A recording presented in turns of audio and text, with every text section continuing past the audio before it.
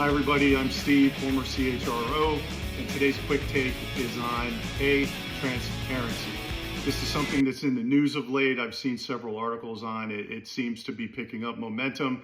There are evolving laws in some cities and states in the United States requiring companies this is for salaried workers. I think, for the blue collar people, it's usually posted and very transparent.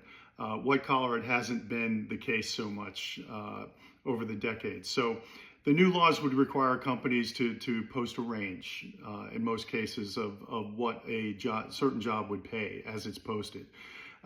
It's also evolving in the European Union, as I understand it, and also in other places around the world. So probably a cultural cue with the incoming generation.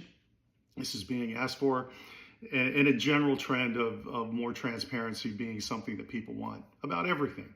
So I don't think it's necessarily a bad thing. It was kind of an irritant when it first came on the scene for HR people a few years ago. I think we're adapting to it. I'd like to tell you, first of all, how pay is managed and how it works conceptually, and then maybe some advice on how to investigate your own situation at work. Again, for salaried people. So first of all, you should know that a good HR department is looking at this all the time. They're not all good, I know that. Mine certainly was. Mine was outstanding back in the day. But, a good, competent HR person is evaluating the pay of its salaried staff all the time. And they're looking at professional surveys that are done and offered by consultants most of the time. And that's a key factor in the professionalism of doing this right.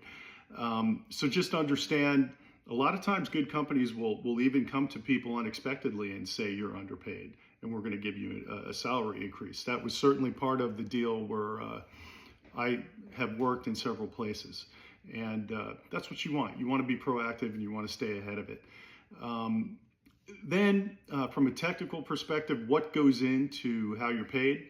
I think in most cases, this is not everywhere, but in a professionally run organization, certainly performance, experience, maybe even expertise to build on that, and your own credentials that you bring to the table when you're first hired. The availability of people who do what you do. So for example, right now, AI skills are in high demand.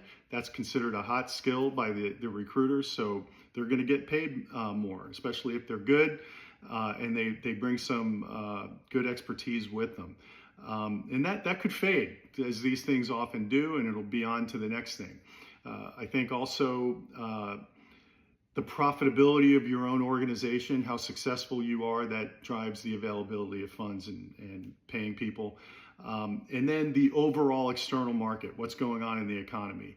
Is there inflation? Are we in decline? Are we growing?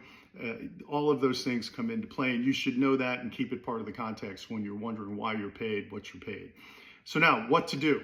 Whether I suspect I may be underpaid, maybe if you suspect you're overpaid, you should keep your mouth shut. But if you suspect you're underpaid, my advice would be to be polite about it. Now, don't be listening to the what we used to call the shithouse lawyers that like to spread rumors and maybe accurately or oftentimes inaccurately talk about who's paid what. I wouldn't go on the internet and start doing a scan. I do this at this company, how much should I be paid? Because that's not going to take into effect a lot of different factors that should be without getting into a full-blown compensation seminar here. So I would recommend you politely talk to your manager or an HR person assigned to your area and just say something like, be very helpful to me to understand how I am paid and why I'm paid that way. And if you could tell me where I stand compared to others, that'd be great. Now, if you're in a big school of fish, if there's a lot of people doing what you do, then that equity thing is a bigger factor. If you're a one-off and you're the only person doing what you're doing in the company, then they can't really do what would be considered a traditional equity analysis because there aren't other people to compare you to. So they can do an external analysis and talk about that with you. But that's about it on this point. I hope that's helpful. And if you want to follow me, you can find my blog at stevedegnan.com, and I'm on a lot of other social media. Thanks for watching this.